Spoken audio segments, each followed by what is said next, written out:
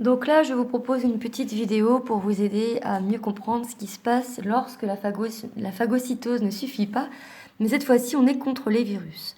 Donc, on imagine une cellule d'un corps humain, par exemple, que j'ai représenté comme ça, d'accord?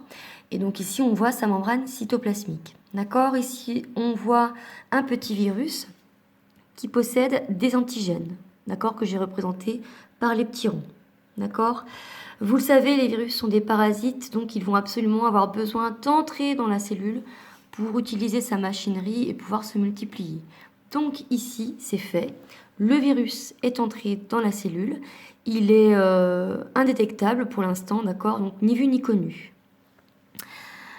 Le virus, vous voyez, a commencé à se multiplier à l'intérieur de la cellule qu'il parasite.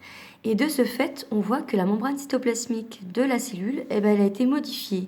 Elle va montrer maintenant les antigènes viraux, c'est-à-dire les antigènes qui étaient présents à la surface des virus. Du coup, on a nos petits lymphocytes T, et vous voyez, eux aussi, comme les lymphocytes B, ils vont pouvoir reconnaître spécifiquement un antigène.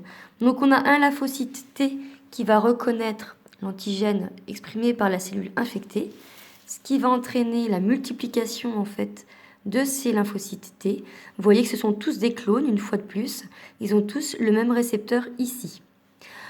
On l'a vu, ces lymphocytes T vont se fixer à la cellule infectée, vont lui donner le fameux baiser de la mort et perforer la membrane cytoplasmique. La cellule va éclater, il va y avoir des morceaux partout, ça va être une vraie boucherie. Et là encore, on va avoir une coopération avec les phagocytes qui vont venir et qui vont tout nettoyer et qui vont manger les restes de cellules infectées qui a explosé. Voilà, j'espère que c'est plus clair.